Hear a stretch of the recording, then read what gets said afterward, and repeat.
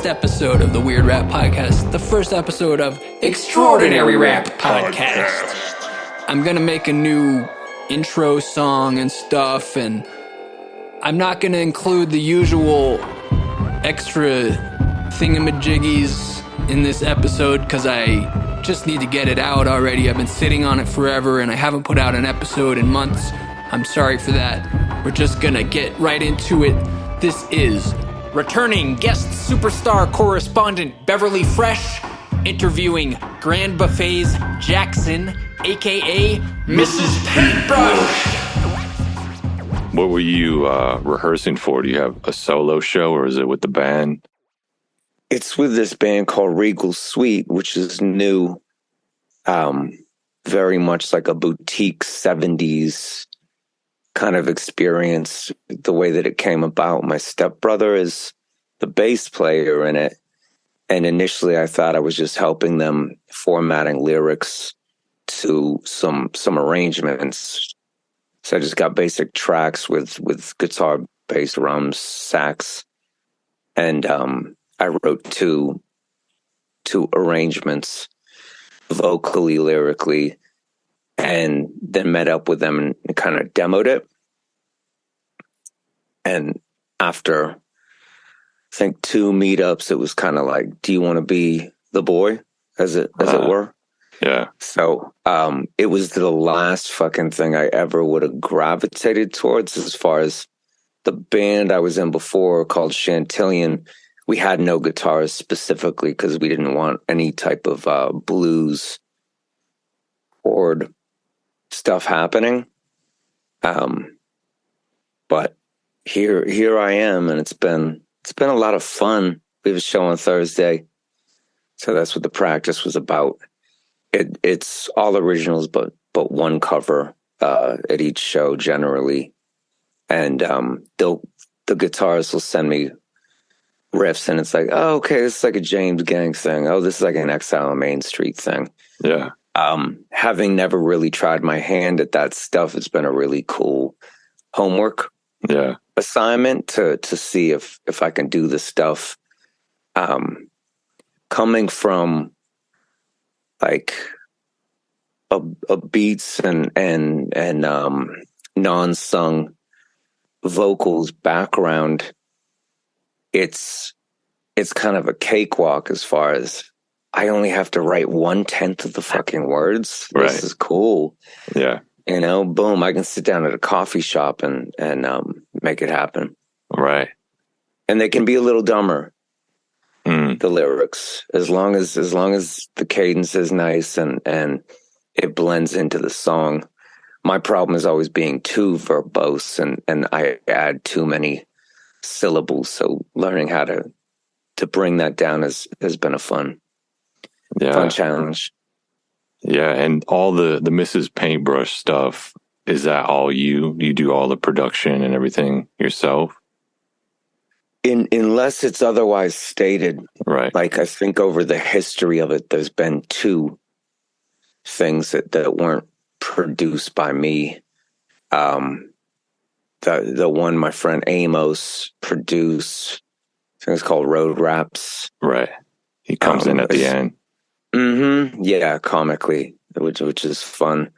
Like it's a meatier, better mixed song. So one could kind of deduce that, oh, that might be another cook in the kitchen. But other than that, it's done in this room right here. Nice. Like anything done in my bedroom studio is a Mrs. Paintbrush thing. Okay.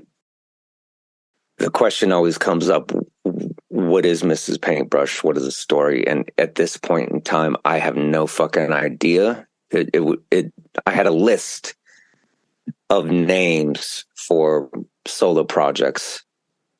It was just a bunch of like dumbass names. So I started using that, and this woman that I was dating at the time kind of roasted me for it. And I was like, all right, fuck it. That's it. That's the name. I'm sticking with it. Hell or high water. And I don't have any good backstory for it.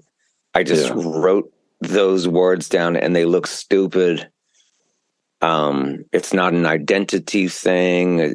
At best, I could say it's like the Alice Cooper thing, where it's like Alice Cooper is Vincent Furnier, but the band was Alice Cooper, and after a while, it's like, you know what? Like I'm the one everyone thinks is Alice, so fuck y'all. You're fired. I'm buying the name. Yeah. And did you have a plan? Because I noticed there's like some albums, there's a lot of EPs, singles, so it's kind of like sporadic, usually shorter form releases. Is that like a strategy, or that's just like a group of songs come together and that's how they go out? At any given time, I have like 12 songs that I'm just fiddling with here and there, and I procrastinate like a motherfucker. So as my birthday approaches September 19th, I'll just pick a couple that I feel are closer to ready, and then within that week, I do 50% of the work on them. So it's like a deadline thing where it's like, let's see what I can come up with within this last week with stuff that I've started work on, and I kind of like the vibe of them, and let's burn the midnight oil, and it's a gift to myself. And it's just become a fun project that like a small amount of people that actively keep up with me, they know, oh, September 19th, that's the day Jackson drops a little EP. And if it doesn't happen now, like a couple people are disappointed. And of the few things that I guess I'm concerned with within the context of this project, like people that have been supporting it, I fuck with them, and I want to give them treats. Can you talk a little bit about like moving from a duo or into the sphere of the band and then working solo? Is there one mode that you prefer? Is it nice to kind of have control over everything, or, do you prefer to have people to bounce ideas off of? The stuff that I do for Mrs. Paintbrush is always going to be more fully realized within my world, within my brain. It's the closest thing to me. At this point, I'm doing it to have something left behind for people that are at all interested in, like, oh, what was that dude about? When I'm dead, that's my legacy. It doesn't come attached to any great monetary value. Like, no one is chomping at the bit to inherit my publishing legacy. But it's like, this is what Jackson was about, from the visual aspect to the just kind of tangential recordings. And it's very I'm a non-musician that makes music. Live, I'm very much a performer. It's very theatrical, and it's very cathartic. But in the context of the bedroom project, it's just shit that I'm psyched on, and that's what it's going to be. I don't have to guess what do the fans want, because it's a cult following. It's so small that I'm only making this stuff to please myself. And as people learn of me outside of any other associations, they might find it on some Discover thing on Bandcamp, and I get new listeners. That tickles me, because it's like, I'm almost going out of my way to make the shit inaccessible. I'm building a catalog, and as I get it to a place that I feel it's voluminous enough that we can put out one definitive record with at least like 15 bangers, then I'll try to get that on Apple Music and get a vinyl version and really like make a nice little package. Yeah. Yeah, you mentioned your live shows, and I was curious about your interest in showmanship. Like, was that there from a young age? How did you cultivate that? I've always been appreciative of people that put on the Ritz, so to speak. Yeah. Like, I don't have any tattoos, and I'm at a point now where so many folks are just getting deep in that game and sleeving out. Yeah. That I'm probably not going to get tattoos until I got a real foot in the grave. Like, if I can make it to 70, that's when the face tattoos and the heroin and, you know, all the things that I know are going to be my demise come out to play. So the only tattoo vision that I've stuck with would be a Mount Rushmore of Kate Bush, David Bowie, Chuck D from Public Enemy, and David Lee Roth.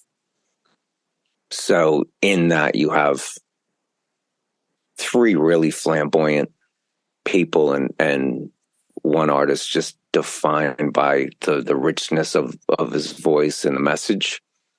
But David Lee Roth, Yeah. it's probably the outlier because he's never associated with artistic integrity, because he just grew up talking shit on anyone in the music press that said anything sideways. So he went on the offensive. What was that famous?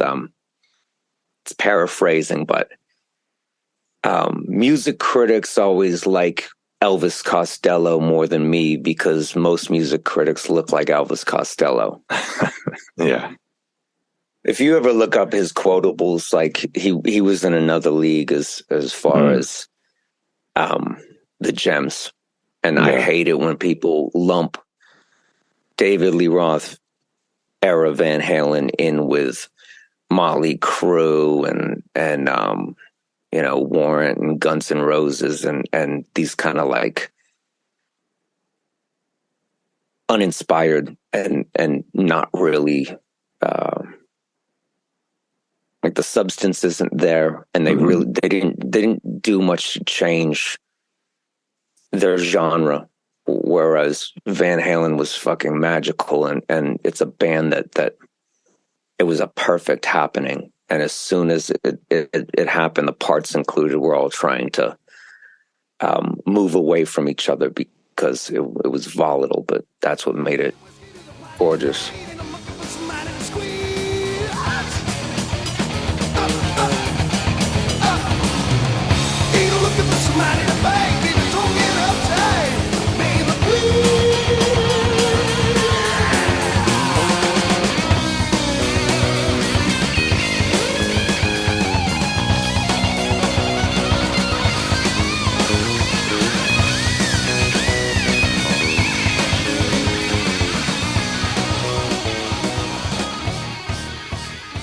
Do you have a sense that your relationship to music changed over the years, like as a fan and or a maker?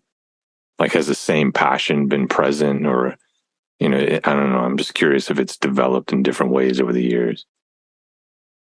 When it was brand new, I was just interested in hip hop and the composition of how do you make words and beat based music, sample based music convey who you are as a person. And can you be clever? Can you be flavorful? Can you be stylish? And can you not be like bite other people's shit? That was a really important thing at the point in time, like late 80s, early 90s, when I've come into listenership. I would have the stack of Source magazines and read that thing like a Bible, and try, and if I was in Boston over the summer, because all my family's from New England, I would go up the main business thoroughfare and get mixtapes and Brand X type of clothing, Fucked and Stussy and all the rap magazines and any compilations, as well as British music magazines, because though they weren't exclusively hip hop, they always had a perspective that seemed a lot less biased as far as record labels and A&Rs throwing money into the influence of it. Mm-hmm. So it was the punk rock of my age group. And I couldn't sing, didn't know how to do that. So it's just like, well, all right, I can figure out how to write something clever. And I always had a sense of, okay, this is how I would want to do that. This is what I would want to talk about. Yeah, you mentioned, there's some like a cult fan base that you've cultivated, and you mentioned, leaving a legacy behind. Do you think it's possible to pin down what drives you to create? Like, what's the urge to make something? At this point in time, it's nothing more than enjoying doing that. Yeah. Like, it's what I would be doing. Up until high school graduation, I was always drawing and painting. And then I dropped that like hot shit because I kind of figured out, okay, I can do this. I didn't get into it in a professional way. Like, I never fully learned how to shade well. I never learned any technique to the point where I could say I was actually good, but I got enough of that blood under my nails that it made sense to me.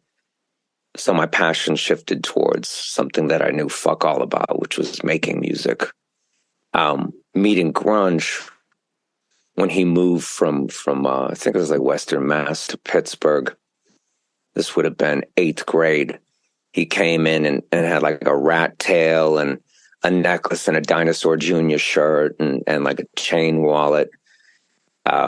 And he played bass and he was actively into music, where I didn't really get that vibe from anyone that I was going to school with. It was just like a suburban kind of dipshit environment. There really wasn't anything too exciting.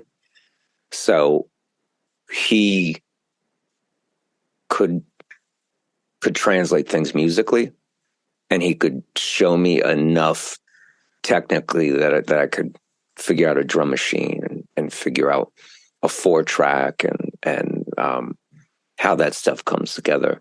And the writing was my domain. Not that I was a writer beforehand. Like I'm still shit at English, like grammar rules. If I had to write a paragraph, it would be so full of fuckery. Like the structuring sentences and things like that, like it would always give me anxiety, no differently than math. It's like, fuck, no, if it doesn't come naturally and I don't like it, I'm not going to camp on it. It was like a C and D student for anything that I wasn't interested in. And I get A's in anything that I was interested in. It was hard to motivate me to do anything that I wasn't psyched about. Fresh pine, and in no time, it will disinfect the dangerous parasitic bacteria. Don't fret, pen pals, mama's here for you. Anthracis, bacillus in envelopes. Snip the letterhead, that's all she wrote. You should only wear biodegradable trash bags, 'cause you're bound to OD at your DA stepdads.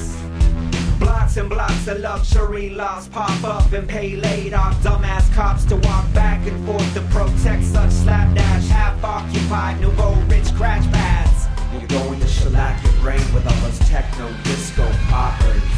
How are you going to be able to shoot triple letter agents out of black helicopters? Aloe vera to pseudo. You're still in Pittsburgh, right? Still in Pittsburgh, yeah. It's a fine place to hang one's hat because it hasn't gotten crazy expensive yet. And we don't have super volatile weather. Like we don't have droughts. Like I like LA and I like Tucson and I like a lot of areas in the Southwest, but fuck that shit. Like I'm not I don't have the money to fight for like getting good water. So I'm going to stay where the water flows. This is the three rivers right here. So hell yeah. What was it like in the late 90s? What was the music scene like? Were you in like a strictly hip hop scene, or was it different bands playing together? There wasn't a strictly hip hop scene as I knew it, because I would still be driving from the suburbs into the city to do shows and go to shows. And everything was more clandestine, and the overall vibe at the time in Pittsburgh was goth, industrial, punk, and cover bands. It was still difficult to even get hip hop nights going. And then if you were doing anything outside of traditional kind of hip hop, then it was cliquey, and you weren't accepted. So we carved our own path and would play any show. We played lots of Battle of the Bands with like 40-year-old metal dudes, where we got up with a fucking CD player or a drum machine, and their first thought was like, we're going to kill these fucking kids after the show. And then we did our thing, and they're like, oh, they're kind of crazy. Like I might respect that. Or, oh, they're doing their thing. That overall was how Grand Buffet got on, was just setting up our raggedy ass situation and just being exuberant and being just explosive and frothing at the mouth and just hyping our shit up. And I think anyone that was self-confident enough in what they were doing was kind of like, oh, I fuck with these guys. Yeah. But it took just going to all the DIY venues and going to all the Battle of the Bands and getting on however we could, and not trying to fall in with any cliques, because anything that was real cliquey was usually like whack bullshit. Just I'm sure there were really good hip hop groups in Pittsburgh at the time, but they weren't getting on. It was really just kind of mediocre, like Third Eye, lyrical, miracle, spiritual shit that didn't have too much going on. Like it wasn't that deep, and there wasn't a Pittsburgh identity. There wasn't a Pittsburgh sound. How did you? I don't know. I feel like there's the Mrs. Paintbrush stuff is definitely different than Grand Buffet, but there's some through lines. Can you talk about building the sound of Mrs. Paintbrush? What are the influences, or just like the sonic approach that you've built? The sonic approach to me is Brian Eno and early hip hop, where the early hip hop aspect, I have these limited devices. I have limited resources to produce this stuff. So I'm going to try and finesse that as good as I can. And the Brian Eno thing it's painterly, and I don't know how this machinery works. I don't know how this instrument works, but I'm determined to get a sound out of it that adds to the composition. I'm not going to open an instruction manual, because I do it and I get anxiety. In the age of YouTube tutorials, that's helped a lot with tech stuff. It's like, okay, here's what I want to do. How can I do it? But before that, it would be sitting in a room, couple synthesizers, amplifiers, shitty microphones, running things through a bunch of guitar pedals and getting sonic treatments. Right. And then you get a snippet of this, a snippet of that, and you see how they layer together. So the Bomb Squad production on the Public Enemy records and the first Ice Cube record, that was huge, because it was layering things that were relatively dissonant. The Paul's Boutique record, Schoolie D, because that was like just a wash in reverb and delay. Yeah. And it's like not the music that would be made by someone that went to Berkeley, or someone that went to where's that place in Florida that just cranks out like generic beat making dipshits. No disrespect to people that went there and it was good. Full Sail. Yeah. Rough around the edges, but has a vibe, has a vision. Like, don't get me wrong, if my stuff could sound more like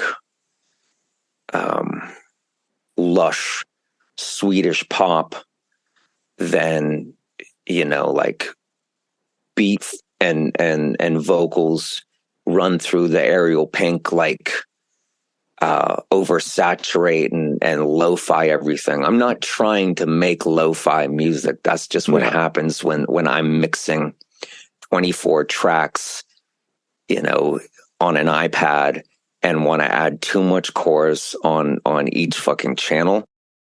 Like, you get this lo-fi sonic soup. So the stuff that I make in the Mrs. Paintbrush format it's honest to my limitations. Okay. And that's cool.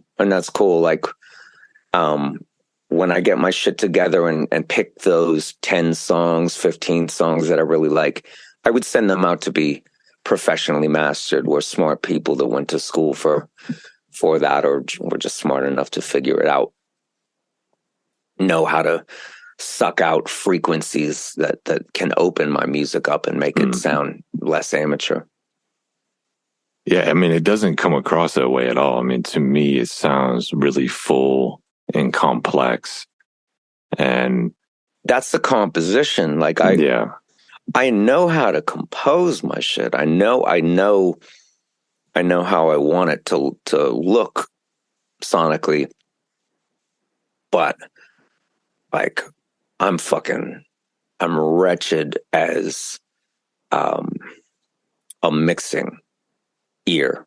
No. I don't, you could play me 8 different masters of my music. If it's subtle, I won't know. I burnt out I burnt out my golden ear, you know, in 1999, probably. Like that's game over. So compositionally, I take pride in the stuff I do.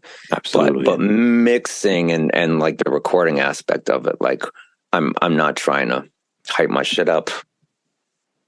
Do you like the band Ween? Mm-hmm.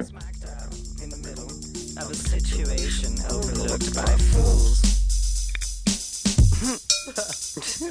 Tables turned, lessons learned. You get burned for playing by the rules. You know that happens, Gina. Don't I know? The time is lost, that's the cost, oh brother. You get shit on in the end. Scrape for $1, you and I smiling, learning the same lessons once again. Go and get stuff from the get-go. Go, man, go. Oh, brother, not another motherfucker gonna go now. Yeah.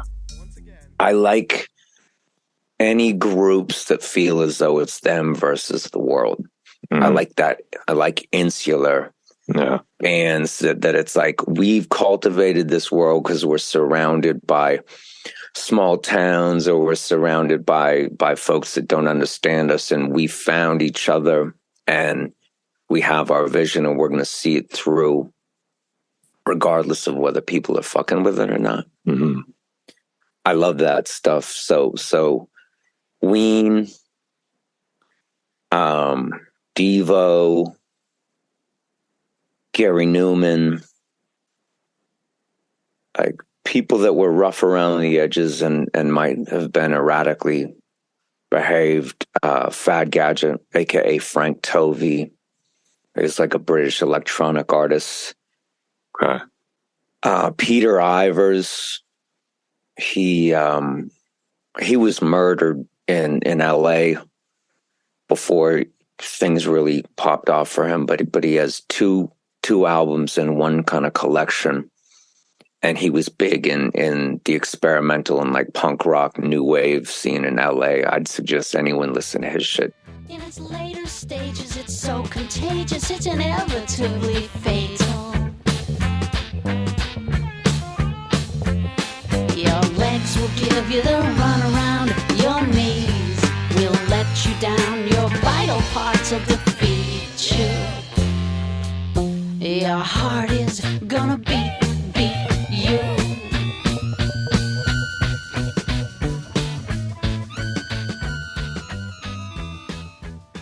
His voice does not match his ability to play harmonica. He can shred on a fucking blues harmonica, but he's making contemporary pop music. And like these things don't go together. But if it came out now, or if Mac DeMarco put out a record of Peter Ivers covers and didn't tell anyone, it'd be hailed as like a return to form. You know, there's no disrespect to Mac DeMarco. I'm not up on what he's been doing, but I hear stuff periodically, and it's gorgeous pop music. So if anyone's making contemporary pop music and doing interesting things, I'm a dumbass. I like pop music done cleverly. Yeah. So whether it's Kiss or Talking Heads or upper echelon, we tried to make this gilded, gorgeous pop like ABBA. Yeah. I fuck with it. If it sounds good, Yeah. I like it as long as it's not. You know, I would hate to come across hate rock that sounds fucking amazing. That's never happened, which is wonderful. Right. I guess the closest to it would be Gary Glitter. That is Gary. I hate when people talk about guilty pleasures, but if you are a registered pedophile with a death warrant on your head in Vietnam, like that's a guilty pleasure. But they still play it at every hockey game in Pittsburgh. I don't know how that goes everywhere else. And they played it in the Joaquin Phoenix Joker movie. So, that's wild.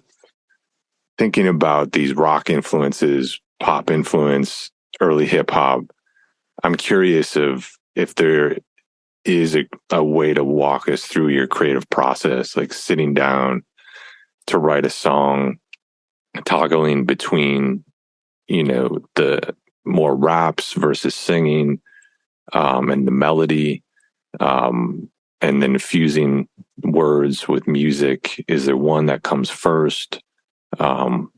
Any insight that you can shed into that?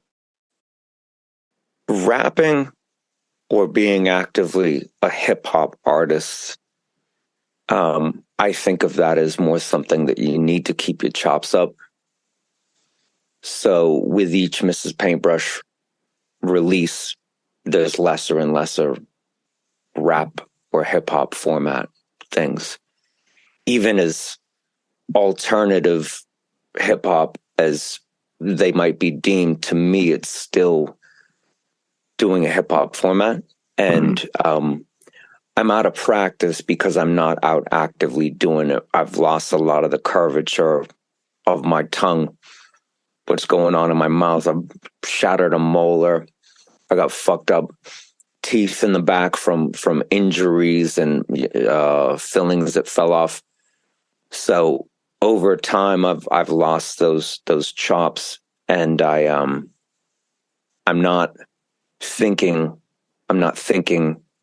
in rap and hip hop terms. I'm not thinking braggadociously, and I'm not thinking about how I got hot shit to say. I think when you stop thinking about having a clever way to say things with pizzazz and attitude, and a little bit of ego, you're removing yourself from the game. You're removing yourself from the equation. Like, I'm not up to date with what 18-year-olds are listening to that would be called hip hop. When I do hear what a lot of the kids are listening to, it sounds so melodic. It's more pitch treated whether that's auto-tune or whatever programs are being used, and it's interchangeable. It's like you pick a flow and you pick a style of beat and you do your version of it, other than you do exactly the sound that you're going for, independently of what the people around you are doing. So that's one thing that will always be true of a Mrs. Paintbrush rap, is that it's not going to sound like anything that is big now, because I would look so clumsy trying to chase a fad. Right. It would be old man trying to stay relevant, which I could give a fuck about. Like, yeah. There's not people checking for it. I'm not, my livelihood is not dependent upon me making hype shit for young people to listen to. And because I'm not actively making it for anyone, I have a better chance, I think, of people of any age recognizing, oh, he's doing his thing. And if I like it, I fuck with it. Is there something technical or maybe conceptual that's at the forefront of your mind right now? Like something like just for yourself that you're trying to fine tune in your practice? It's really difficult when you do literal stuff not to repeat yourself. Most of my good ideas, or not ideas, most of my best opinions found their way out in Grand Buffet, or any of my wisdom. I gave that away by the time I was like 30 years old. And it was that young person's wisdom where it's like, I got it all figured out. Everyone else is fucking it up, and I'm going to tell you what it is.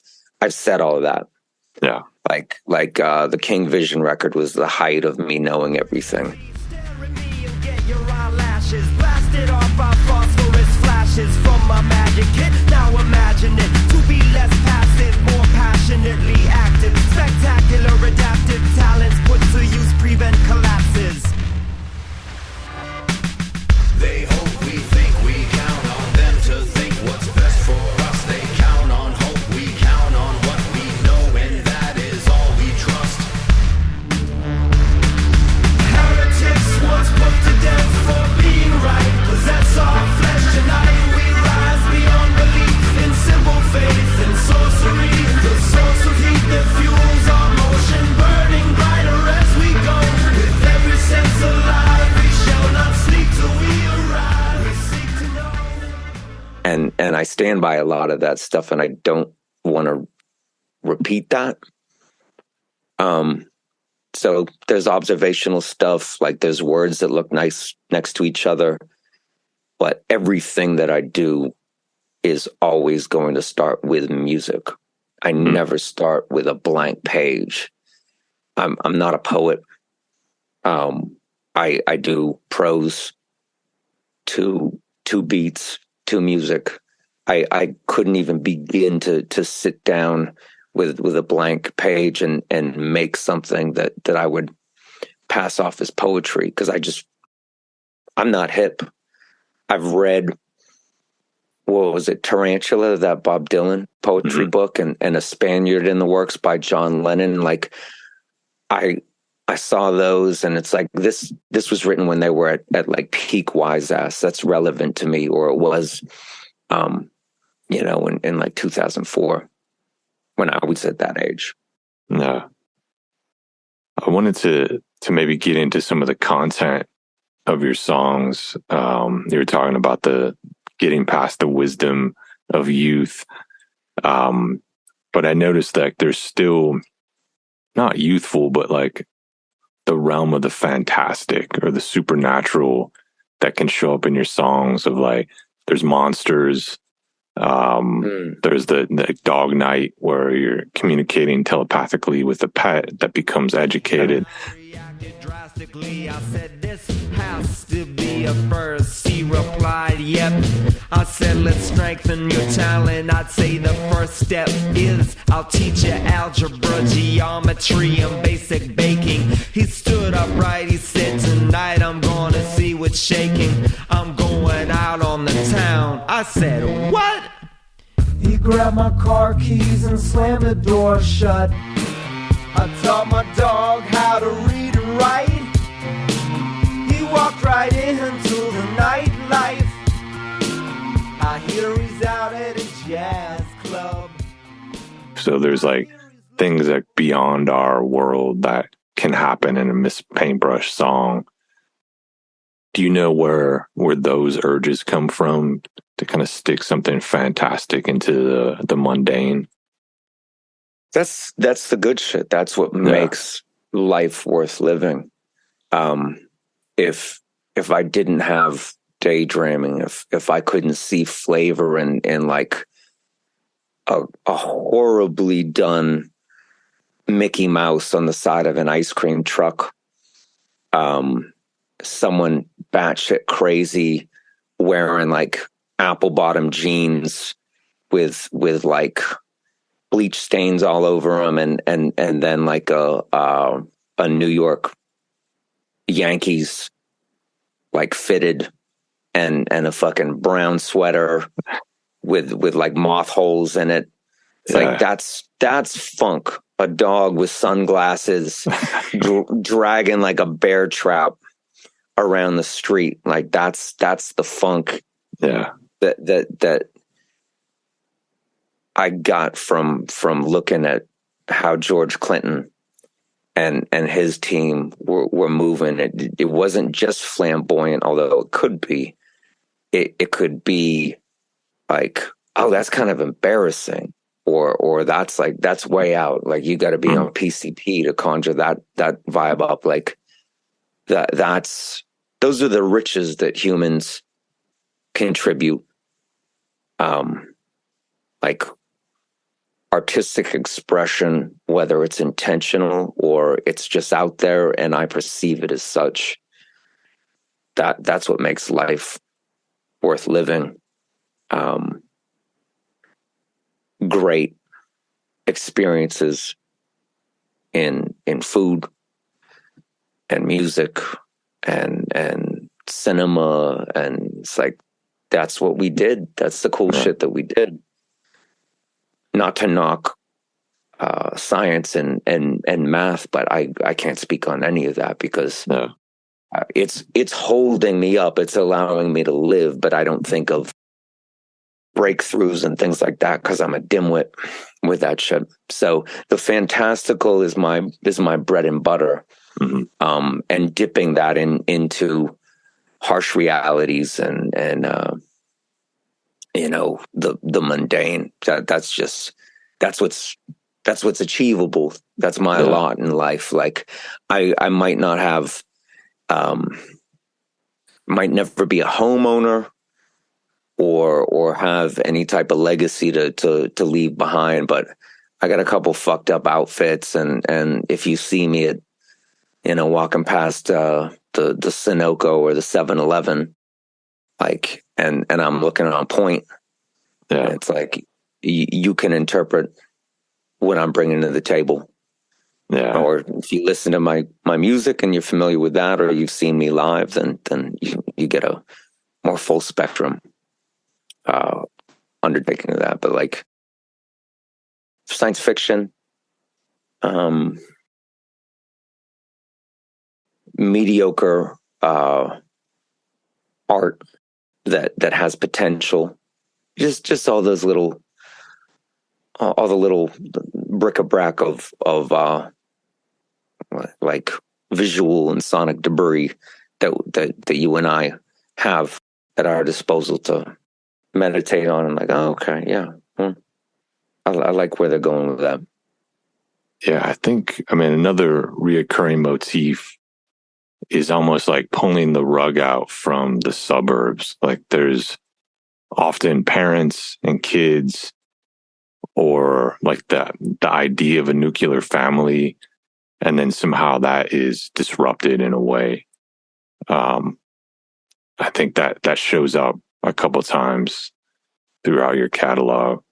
Is that I think that might tie into this idea of fantasy of maybe, correct me if I'm wrong, but like being in a suburban environment. You mentioned like your school, you didn't connect with a lot of people So it's subverting that dynamic in a way. The suburbs are just a very odd happening Yeah. that the homogenization of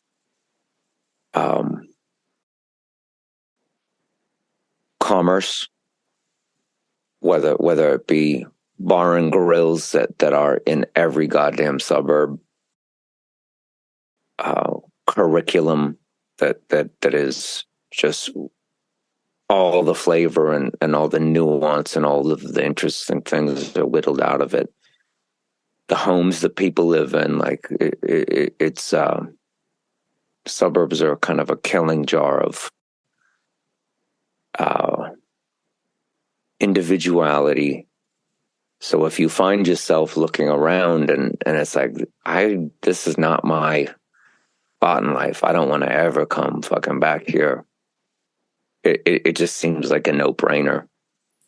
Tons of cool stuff can happen in the suburbs and always will, because there's always going to be interesting individuals that find themselves in these places. But it puts me on edge being around the suburbs. Like unless it's like, I really want to hit a Whole Foods and I know that if I go to this grid, they're going to have, a suburban level Whole Foods. They're not going to have that New York City level Whole Foods where they got all the bells and whistles, but I know that I can get fresh fruit and I know that I can get like mediocre sushi and you know what I mean? Yeah.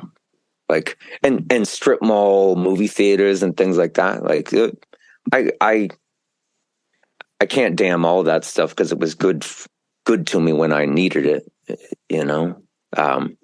but I'm trying to think of lyrics recently where I would have been talking about the suburbs. It's hard for me to come up with any of my lyrics unless I'm hearing the actual song or the beat.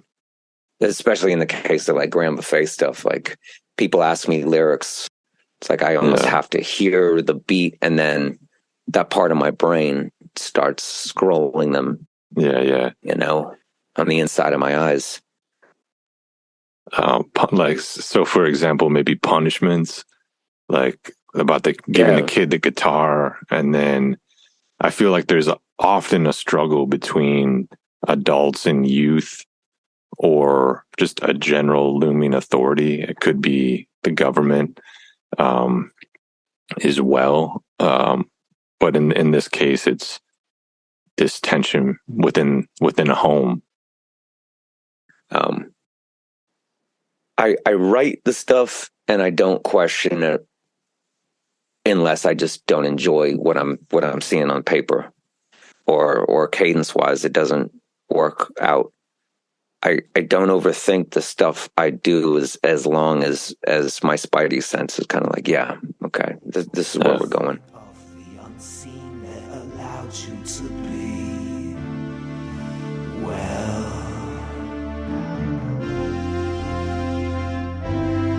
We ate you, thinking that you'd fuel us, but you fooled us. Now we are you. Where are you? We can tell we're somewhere, but your eyes can't see us through. Now we are here. What's the purpose? I want to die. My threadbare linen suit in psychopath blood. Yeah, I had a brief exchange with my man H. Peter Steves. Do you know him? He's the director. He was the director of the Humanities Center at DePaul. He commissioned, I think, one of your latest tracks that you dropped. Yeah. Of course, yeah. He's a great philosopher and friend of mine. and fan of yours. And we were talking about that track at the end when the narrator, the parents say, anyway, your tone sucks, and how this, like, it's kind of functions like a joke in a way, like the punchline. It's a punchline, yeah. Yeah. And he was curious, I'm curious as well, is like the role of humor in art and music, and if the humor in your work just comes out naturally as an extension of your personality. Is it used as, like, you know, as subversion or satire, as a weapon? Is it all those things? Or is it something that you deliberately set out to do? Curious about how you see humor in relationship to your work. Humor was just how it was. Yeah. That's how I grew up, dealing with any type of pain and any type of fuck, that's my lot in life. Okay, well, shit.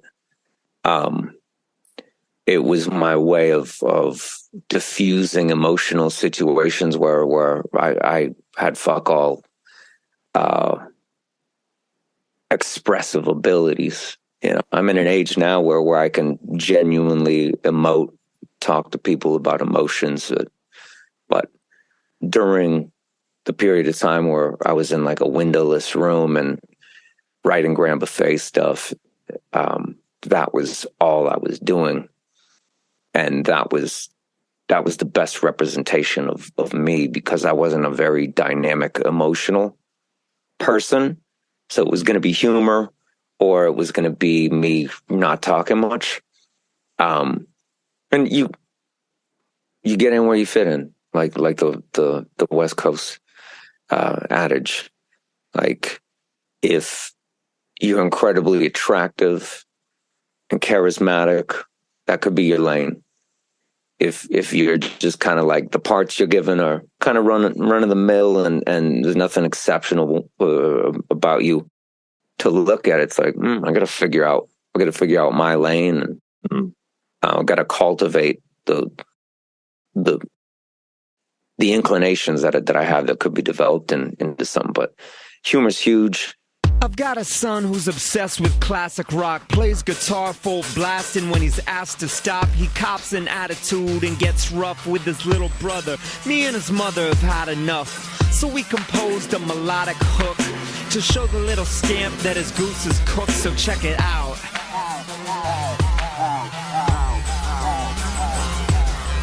You can precisely play Stairway to Heaven, but you can't play nicely with your kid's brother Kevin. So we're giving your beloved guitar to the strange old man that lives under the house. You can precisely play Stairway to Heaven, but you can't play nicely with your kid's brother Kevin. So we're giving your beloved guitar to the strange old man that lives under the house. And as I get older and my humor gets more and more refined, I become more picky, and the things that make me laugh don't necessarily make other people laugh. The shit that I find funny is not going to fill Madison Square Garden. It's going to be a little more cerebral, or just fucking like bonkers. Like I know very much what I like, humor wise, and in my day-to-day life, you tailor who you're around, like what side of your humor they're getting. Yeah. So like, yeah, humor is always going to be a part of my life, and until the straight up Jeff Bezos drones and cyber dogs, you know, are fucking people up, and like it's all out apocalypse. Yeah. Like humor is the day to day. And being pleasant. I'm a relatively pleasant person. Like, you know, my mom and dad gave me enough social graces that I might not have utilized at the time, but they're fully engaged nowadays. Yeah, I was picking out some lines that had this humorous side, but then also this really what I feel is like more emotional, introspective, more gravity. One of the humorous lines I like the most is Chris Christopherson from The Dick Up. And yeah. Chris Christopherson from The Dick Up. Yeah. And then I'm kind of like the Paul McCartney of Calling the Police. I'm the Yngwie Malmsteen of Pushing Your Grandfather Down the Stairs. Those are all fully interchangeable. Right.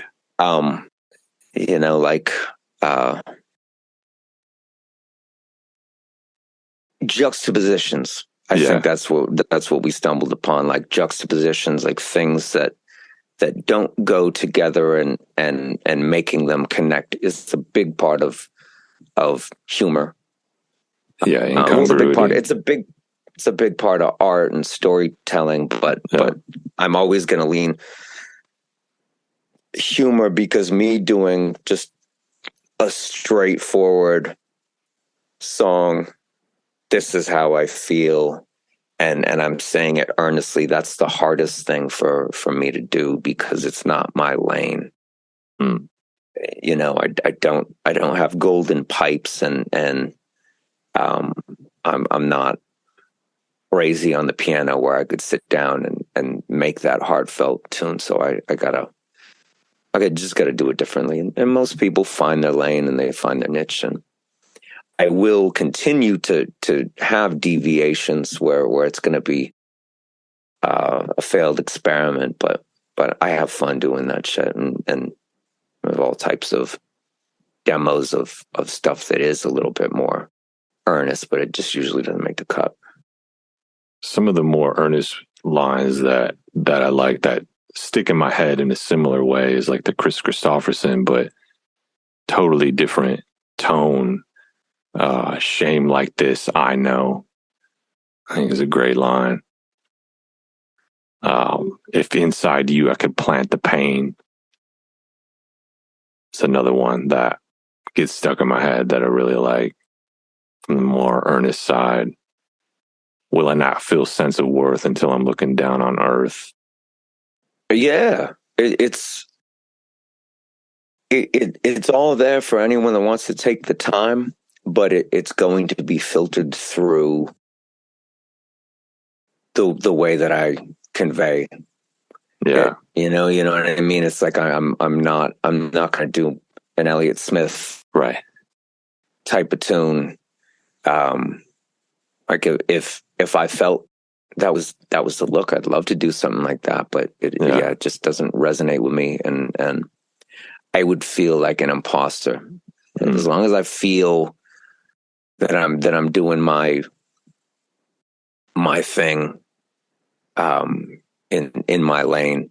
The lane can go many different places, but I try to be honest with myself at the moment. I mean, I'm always thinking of the David Bowie saying where it's like, you should always be working a little outside of your depth. You should always feel a little bit nervous about the material going out to people. Like, as long as you fuck with it, it's also best that it's a little bit out of your wheelhouse, but it's where you feel compelled to go. Yeah. Yeah, it seems like there's a mix of sincerity, satire, critical humor, and you're kind of circling within that, and the point of view changes. Like I wonder, like there are moments that are sincere, and it seems like you writing it, but then there's also moments where you're like almost like speaking through another character, like in terms of storytelling. Yeah. I'll contradict myself. I'm curious, like how those decisions come up. Like there's one, like Rooftop Deck, seems like an abstract narrative in a way. And like you're all of a sudden a cruise ship captain, like temperament. You're the Errol Flynn of finding hidden heroin. Somebody that's trying to exhibit their erotic hermit crab photos at the roadside souvenir shop. I'm guessing that's that's not you or necessarily an exaggeration of your extension of your personality. It's taking on a character in a way. Does that stuff just organically emerge once you're writing? Is it inspired by the mood of a beat? Totally. Yeah. Totally. The struggle to get a string of words is always worth it, because it's the only thing that's going to get you to the next words. And I don't have a clear path of what the next words are, because I'm not a proper writer in a linear way. I can't chart out a tune until I start shoveling. I don't know what the end of that tunnel looks like. Like I don't have the skill set, but I trust what it is I'm coming up with. That it's like if it has that flavor to it, it's like, okay, we can proceed. Two states, cruise ship captain like temperament. Hit the rest stop, grip the bag of Swiss peppermints. Take a load off active wear so soft air supply emanates through the gold claw. The arrow flint of finding hidden heroin, whether it's located in Afghanistan or Maryland. Tearing up cousin Carolyn, seek efficiency, seek out illicit substances judiciously. Tiptoeing to Cape Canaveral with it, seemingly straight laced, but I'm snatching rivets. Still sacrilegious, just smoother with it. Roadside souvenir shops won't exhibit my erotic hermit shell crab photos. I tell them to get fucked and purchase some no-dos. A rooftop deck, however lofty your goal to keep assholes' eyes off me. I know it's in me to get atop it 10 flights. To the point of what we were talking about, you can paint yourself into a corner as a bleeding heart, as I'm this person. Like I think of a phenomenal band like Rage Against the Machine. When that first record came out, it couldn't be fucked with. And it was so exciting. But there's so many folks that weren't around when that record came out that they see the derivatives of that band, and they see that there was no path forward for that band to continue tearing its heart out on every record and just repeating itself. Like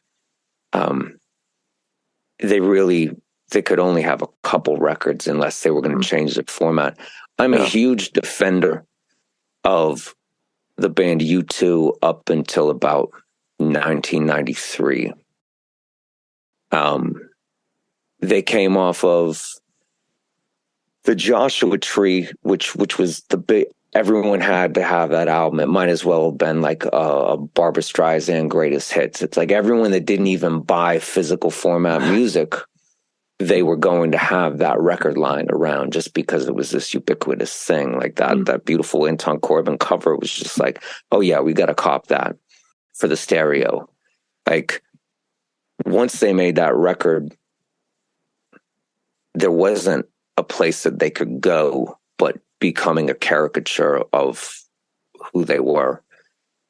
And when you got a smart motherfucker like Brian Eno to goad you into like, you know what, why don't you just turn completely, start wearing black leather jackets and wrap around shades and saying the word baby and like dragging your audience through the worst case scenario of like a change of aesthetic, but still make really fucking banging tracks.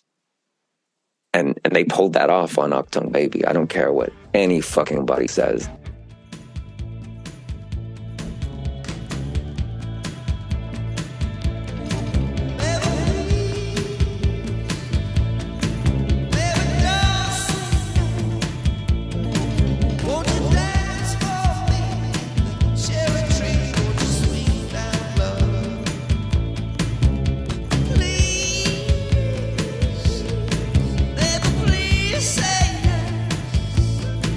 Baby,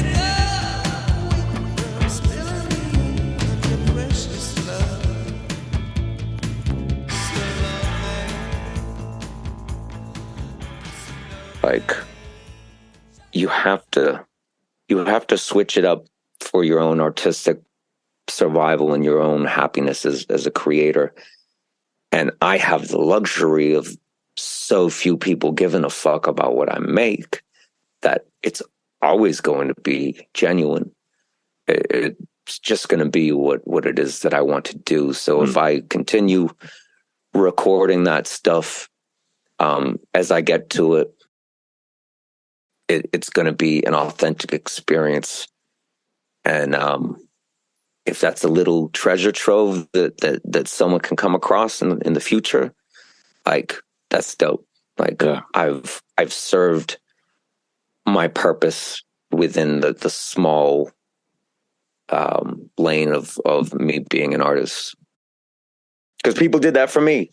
You know, it's like so many of the cutout bin records that I've found and listened to a couple times. It's like, track number 8 is a motherfucker, and if you put that on a major label band's record, like, it would have been a hit. But this didn't get the push.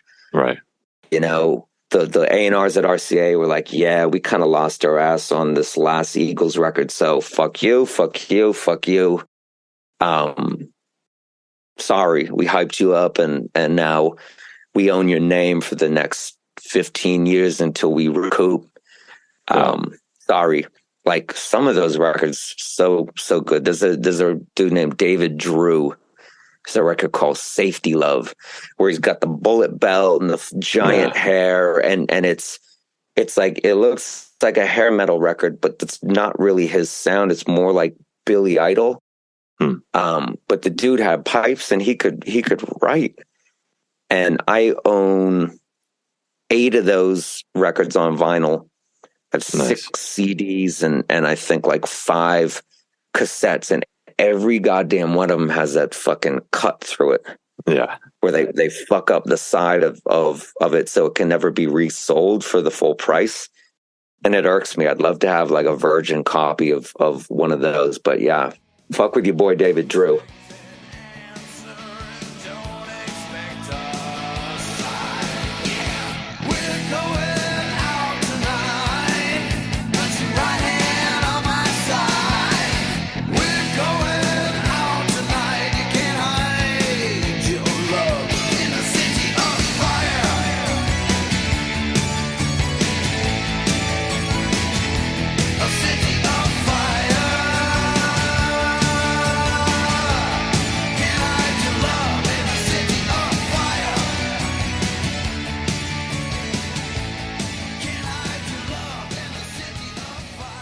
I wanted to jump back into the content a little bit. And one of the things that comes up is, you know, we talked about subverting the mundane with humor or the fantastic. But I also think there's times where you like revel in the mundane and kind of, I don't know, exaggerate it, and it becomes something more and transcends the mundane. So I think about like top half of the box, not enough raisins, bottom half of the box, too many raisins. And it's like, I guess in a way it's like comedic. It's like an everyday observation, but it becomes a mantra. Like, you know, it's one of those things that also gets stuck in my head, and it becomes like a koan or something, almost philosophical, even though it's a kind of surface level observation. There's a certain depth to it. And I think there's, you know, like the Rooftop Deck, I was wondering if there's something similar. It might function in that way. Like, I didn't know if I was trying to make sense of the narrative there, but like Southwest Rap's Buckle Boots, there's like these abstract narratives grounded in a mundane object. And I was wondering if you could talk about that, like if it is an observation that like worms its way into your brain, and then you think you're going to put it into a song, or how do those ideas emerge? Well, it's like working class treasure. You have finite resources and income, And you're not going to be able to have all the shit that you want. And if you have an imagination, you're going to be going through other people's trash, whether that's in a Goodwill or a boutique or it's garbage on the street. And it's like, if I see an old sweater and it's got like a country goose, like a craft art goose with a bonnet, and I tell anyone that will listen, it's like, that shit right there is that's the savior. Like, if you don't respect this goose, like, there's going to be bloodshed once I get my weapons. Or, it's like taking something so mundane and saying, like, this is a cereal box from 1987, and I laminated it, and I've kept it. Like, I've gotten kicked out of 5 apartments, and I lost custody of my kids, and my dogs died, and all I have in a plastic bag is this laminated cereal box cover. And I'm going to tell you why. Like, on the cereal box is a duck with sunglasses, and it kind of looks like he's about to do some devious shit. Yeah. It's like, I see that, and that duck sees me in my mind, and that's my fucking guy. And if no one else has my back in this world, that's my rider right there. And you can do that with every goddamn thing. Inanimate objects. I remember some rascal stuff that happened with my friends in the suburbs of Pittsburgh when I first moved here. We had a box of Teddy Grahams, those little bear cookies. Yeah. And his belligerent ass racist grandmother was doing dishes and chain smoking and was just in a foul humor. So we were just like, when you see a pissed off cat, you want to piss it off even more to get a chuckle. Right. We took those Teddy Grahams and we put like one in one of her plants and one in a cabinet. So like, when she finally started taking stock of the room, when she was done washing the dishes, she saw about like 40 little graham cracker bears, like just kind of scoping her. And it's like, that's the greatest shit. Yeah. Me. And that was the thing with grunge, where we both, that was our religion, was rascalry. You don't cross the line. This isn't some man on the street insulting people that have nothing to do with you. Like, fuck that shit. But if someone steps in your path and they're coming with bad intentions, if they get a dose of rascalry, or you just expose people to, hey, this is, I'm downloading Lord of the Rings too, so I apologize. Actual Lord of the Rings 2, Lord of the Rings Part 2, combining scraps with concepts that might not work for everyone, like peanut butter and chocolate, dead on fucking number one. It's the golden retriever of combos. Everyone fucks with golden retrievers, you know what I mean? But finding those weird little ones where it's only a niche group are going to be like, yeah. When you had that like raggedy Garfield stuffed animal, but then you put a Dremel tool through it, and like, you took that to a microphone at the show. Like, most people ran away, but like the people that were there and they were fucking with it, like you got fans for life. Oh, yeah. Just I'll never be able to have all the things that I want in my curio cabinet. I won't have the rooftop deck or you know the fully see-through crystal helicopter. So I get my little spots where I can take my scraps and put them into my world and hey, you know, like you, I'm a scrap amidst the debris of this world. So this little toy that no one else gave a fuck about, like, I'm gonna put you in my collection. And this Israeli sweatshirt that somehow found its way to Pittsburgh. That's a really weird shade of yellowish green. Like, that's in my collection now, and I'm gonna give that to someone, you know, when I'm done with it, and just like keep throwing the cool shit back into the ocean in the hopes that the game recognized game. Yeah, I like that. There seems like that rascal spirit comes up in lines like, when the house sleeps, I'm awake rehydrating raisins into grapes. Like, it's like some real shit. Somebody's plotting. Real shit. That Zydecoast, that, you know, there's also like, there's a scheme happening. I don't know, somebody's reaching beyond reality. They're on a mission.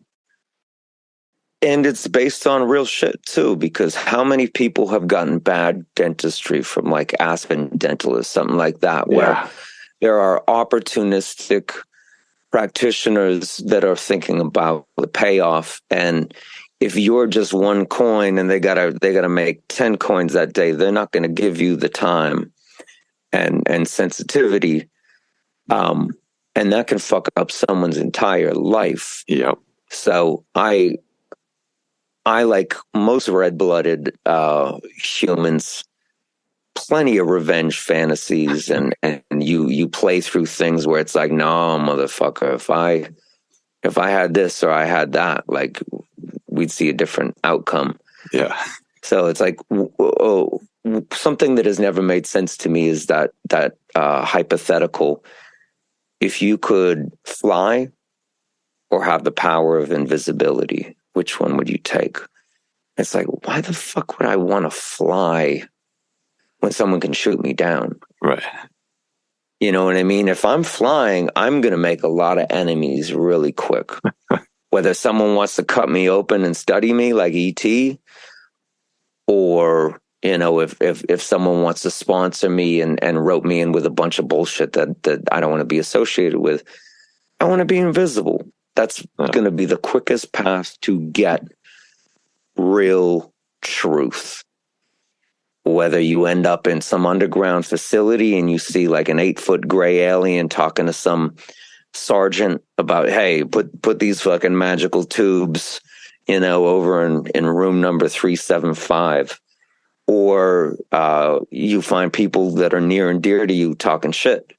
It's like, okay, now I know, and it's painful, but I know, I definitively know, and that moves me closer to the goal of this phase, this incarnation of me.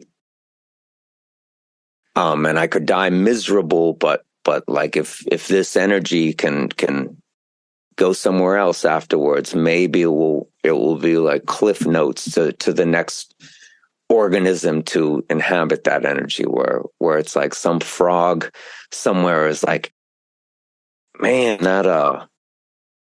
that receptionist was not fucking with Jackson's tie. You know what I mean? Yeah. They weren't up on the brooch. But yeah, the rehydrating line, that's a hot line. I'll toot my own dick on that one for sure.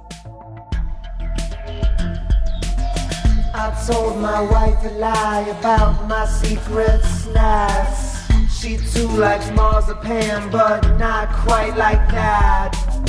We've got 2 talented kids, straight A report cards attached to the fridge. When the house is asleep, I'm awake, rehydrating raisins back to grapes. What about fitness, supplements, diet, health, the body? those are also themes that come up a lot. Yeah, well, I mean that's just my reality. I'm a supplement buyer at the only co-op in Pittsburgh. So okay. And for years and years and years, all throughout Grand Buffet, I didn't have any health insurance. So I'm a bad diet away from a stroke or a heart attack. That's guaranteed. Like, I'm English and Irish. Like, there's no radiant skin happening. There's no, like I didn't get a genetic fucking gold Pokemon. So I have to really, really make good decisions with my diet and my sun exposure and the chemicals out there in the world and how much I imbibe or find myself exposed to. Like, I just gotta stay up on that stuff. And I have conversations with people every day where it's like, look, if you're looking for CoQ10, but you don't know how to take bulk beans and bulk rice and make that from scratch, let's have that conversation first. Yeah. If you're not thinking in terms of prebiotic fiber and water-rich fiber going into your body at the beginning of the day before you eat a bacon, egg, and cheese or drink black coffee, like let's rewire that, because you're stepping on your own dick, energy-wise, like your mitochondrial ability for that day, like you're shortening that, like you're losing capacity, like at the beginning of your day. My guy, don't go out like that. I'm here to tell you, I've been through these, situations where, hey, you're a singer, like don't eat cheeseburgers at 3 a.m. Yeah. Because that valve on the esophagus is going to open up and it's going to splash you with corrosive acid. So, like, I lost my voice once, I think, in Denver on a Grand Buffet tour. We were opening for Montreal, and it fucking sucked. Like, all I could really do was pantomime while Grunge did as much as he could of like my lead raps and Jester from his turntables. Like, he did his punches. Like, I had a croak of a voice, and it's like, never again. How do I get around that? Okay, I always have some lacto-fermented veg that I can take with my greasy spoon food to at least have a little bit more digestive fire to break this stuff down so my liver's not dealing with it at 3 a.m. Yeah. But is there like a joint juice that you can turn me on to? There was like that one track where you say you got your tight hamstrings. It took some restorative liquids. Now I'm loose as a river rat, something like that. I mean, your chief electrolytes, magnesium and potassium, they're required for the resting and regenerative ability of every one of your cells. They make water wetter. So if water holds more magnesium and potassium, it's going to go through the skin more quickly and every cell wall more quickly. So that's where you start. From there, your amino acid family. If you've expended energy with your muscles, you got to bring those materials back in. Chronic inflammation is at the root of everything that takes us out of the game that isn't homicide, suicide, or an accident. So if you're eating more inflammatory food, there will be repercussions. Type 2 diabetes is earned. We don't just like accidentally get that. It's like you've been making all these decisions with the food that you've been eating and your practice. Pragmatic health is I think a big part of what I talk about on the day to day at the store. But yeah, I'm 45 years old. I'm sure if I tried to run my high school mile, like I could probably do it within a month of training. You know what I mean? Well, no, that's bullshit. Like you'd have to add some time, but like I can pretty much do what I've been able to do besides My vertical jump is shit now because I haven't kept up on it. Like there's no more magic fucking Nike air bubble left in the sole of my foot.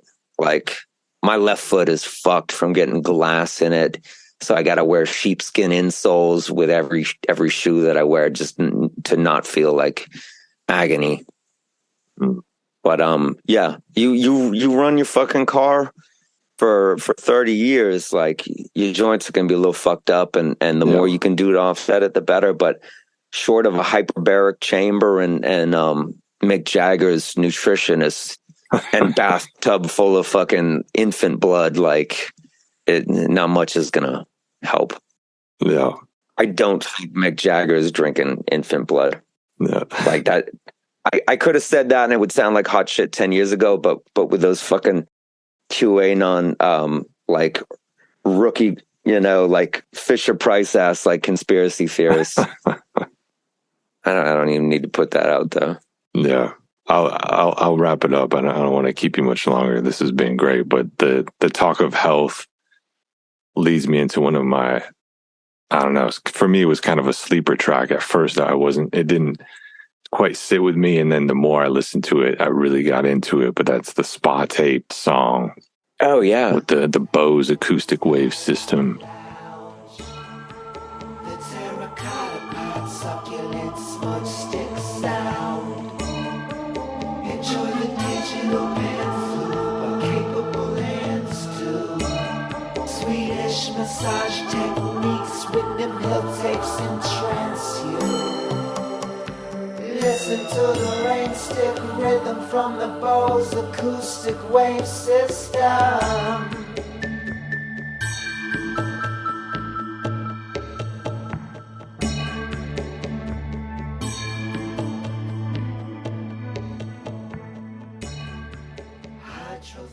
Can you tell us a little bit about how that came up, or the message behind that track?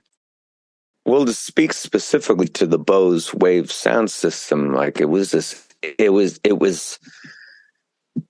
boombox for folks in the late 80s, early 90s that could afford to have people clean their house and maintain their lawn. Like if you had that, you were of a certain tax bracket, and it's cool looking. It's very sharper image, futurist. You know what I mean? No. Like it's gray and it's got some hot space lines on it, and you put a cassette or a CD into it. The tape version is the coolest for sure. Those are hard to come by nowadays because I think like 18-year-olds in like Tokyo are, scooping those up and being like the hot shit in their neighborhood. But I remember that at my cousin's in New Hampshire. They had the ill backyard pool, and they had that playing In Excess, Madonna, and it was just like that's a scene right there. You get your good snacks on the side of the pool, you get the Bose wave boombox going. That's if I was at all into like swimming pool culture, that would be my jam. But that tune specifically is a glaring example of my limited abilities as a mixing engineering artist. Like if that were created properly, it could fit on Avalon by Roxy Music, and Bob Claremont would be, mastering it in his fucking 5.1 spaceship. But it was done on an iPad, probably at a coffee shop over the course of like a couple weeks. It should sound super lush, but the meditation was like I had an emulator of those digital late 80s synthesizers that Sting and Gary Newman and all these people that had really cool analog synths on the first couple of records. They're like, no, I want it to sound like a glockenspiel, and I want it to sound like like a timbale and a lute, but it sounded like shit. But I've revisited a lot of that stuff now, and it's like, yeah, that's like that spa music. That's a vibe. Early Yanni stuff.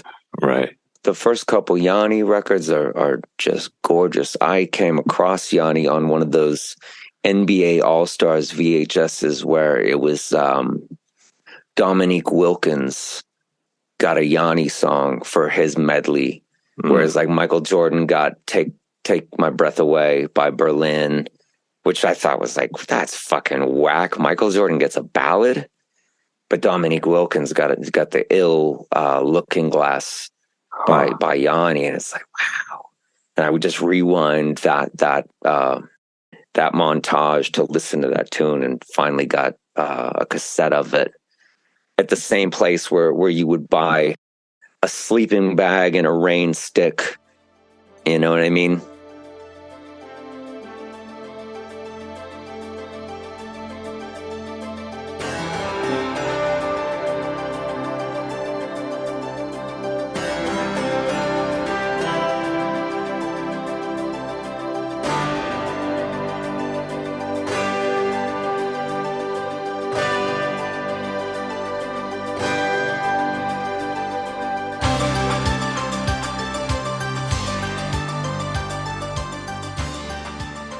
Yeah, no, I love that track.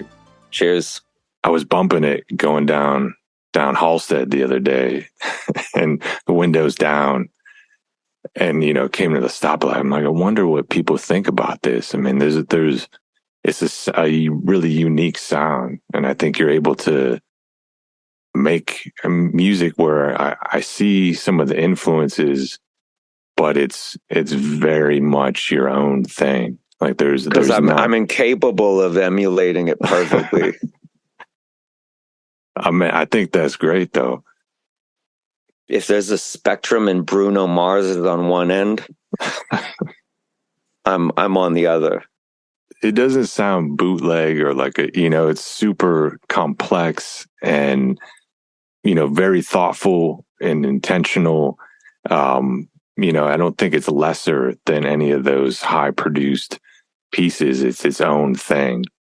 My shit's old school in that it's rough around the edges. It's like the Led Zeppelin song "Fool in the Rain," where you hear that phone ringing in the background. It's like Jackson hit a wall and he's goddamn like tired of mixing backing vocals. So that vocal mic pop thing, It's like, no, it's just there. Yeah. Fuck it. So yeah, you get plenty of idiosyncrasies like that. Nothing is clean. No. Well, thanks for talking to me, man. I'm a big fan. I love all the new stuff, and I love the GB stuff as well. It's been great to see your work develop over all these years, and it was one where, going back through your discography, I had a lot of questions, which is amazing. Like I think that your work still has like a mystery. I didn't understand it all. There's, it's not didactic in a way. Like you're not talking down or at the listener. I think there's a lot to decipher, but there's also a level that's just entertaining and enjoyable. So I like, to me, that it functions on multiple levels. I think that's a really fascinating aspect of your work. Super cool. And the payoff will be like when they find my body under a bridge and I have like a shoe just full of cutouts of like Post Malone from magazines. And there's a G.I. Joe just rubber banded around my dick. Like people will be like, oh yeah, it's the guy with the G.I. Joe around his dick found under the bridge. Like, what was he about? It's like, oh, he had a Bandcamp page. Myself and DJ Thermos, who did the beats on Road Raps, are doing. We have a finished Fake Italo Disco EP. Damn, that's the thing I'm psyched about. The Regal Suite thing for me performing live is a blast. We got a show this Thursday. So yeah, I'm super accessible unless I don't like your style. Like I won't respond to you for anyone trying to get at me. I look at your Instagram page and you got whack bullshit. Like you'll never hear back from me. That's just how it is. But if you seem like a nice kid, we can talk about anything. Yeah. Well, yeah, I'm glad I made it through. I mean, I'm excited to see what comes next. So feel free to keep in touch. And I mean, it'd be great to do a part 2. Be great to talk about Grand Buffet. Any new projects. The more specific questions, like Jackson, what's the dopest strawberry jam? Like, what is your favorite action movie from 1988? Yeah. In a second interview, like if we have more specific content, like I will be less inclined to just wander all over the goddamn place tangentially, like I do. I don't have a game plan when I go into a podcast because I do very few podcasts. So, very lovely talking with you, and anyone listening, get off my dick. There's already a G.I. Joe there. Thank you for listening. You can check out the bonus episode, 2 bonus episodes I'm putting out this month at patreon.com/extraordinaryrap, and check out extraordinaryrap.org for all the weird rap tentacles. Got some exciting things on the horizon, and I love you.